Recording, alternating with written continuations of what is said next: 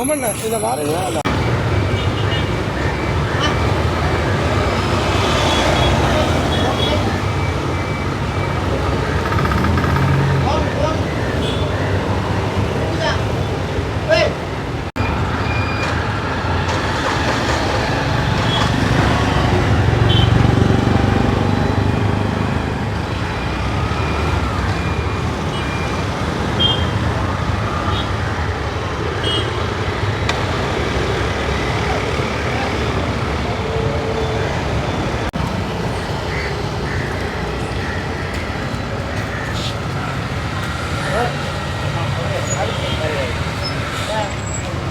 கடந்த பிப்ரவரி மாதம் 4ஆம் தேதி யாழ்ப்பாண பல்கலைக்கழகத்திலே இலங்கையினுடைய தேசிய கொடியை இறக்கினார்கள் என்றும் கருப்பு கொடியை ஏற்றினார்கள் என்றும் குற்றம் சாட்டப்பட்டு யாழ்ப்பாண பல்கலைக்கழகத்தைச் சேர்ந்த 3 மாணவர்களை இன்றைய தினம் யாழ்ப்பாண போலீஸ் நிலையத்துக்கு வருமாறு யாழ் மாவட்ட குற்றத்தடுப்பு பிரிவினரால் அழைக்கப்பட்டு அவருடைய வாக்குமூலங்கள் பெறப்பட்டிருக்கின்றன.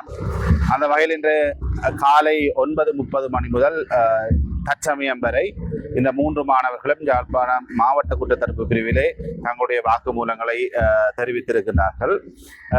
மிக நீண்ட நேர வாக்குமூலங்கள் பதிவு செய்யப்பட்ட பின்னர் தற்சமயம் 3 மாணவர்களும் விடுவிக்கப்பட்டிருக்கின்றார்கள்.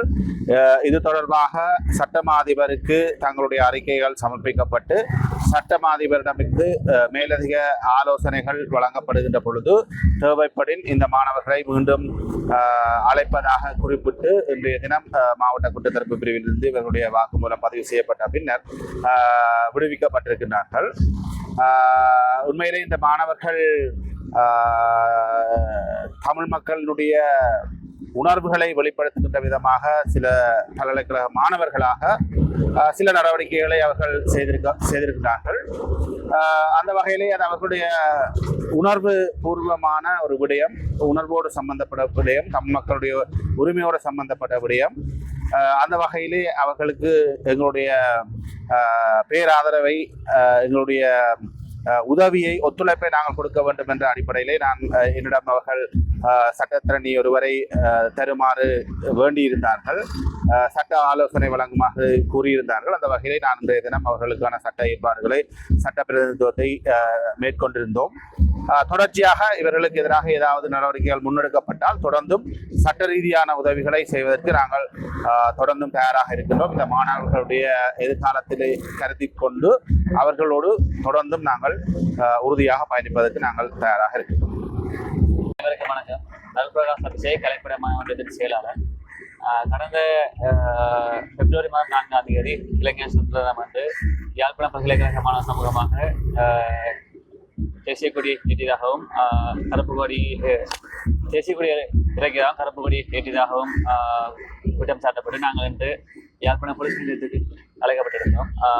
இந்த விஷயம் எங்களோட பதிவாளருக்கு பதிவாளர் மூலமாக யாழ்ப்பாண பல்கலைக்கழக பதிவாளருக்கு பதிவாளர் மூலமாக எங்களுக்கு அறிவிக்கப்பட்டு நாங்கள் இன்று விசாரணையின் பேரில் எங்களது நவல் வாக்குமூலம் பெற்றிருக்கிறோம்.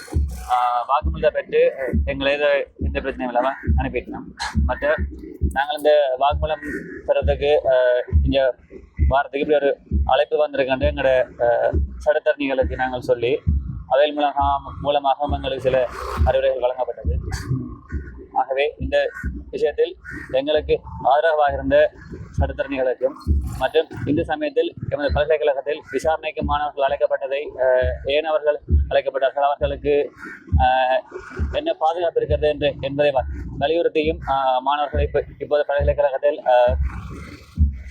போராட்ட நடவடிக்கைகளில் ஈடுபட்டு கொண்டிருக்கான கேள்விப்பட்டோம். இவ்வாறாக எமக்கு பக்கபலமாக இருக்கும் சார்ந்த சட்டத்தரணிகள், மாணவர்கள், ஏனைய அமைப்பினருக்கும் நமது இந்த நேரத்தில் எமது நன்றிகளை தெரிவித்துக் கொள்வதோடு மேலும் இது தமிழ் மக்களின் உணர்வுகளை வெளிப்படுத்துவதுதான் நமது நோக்கம்.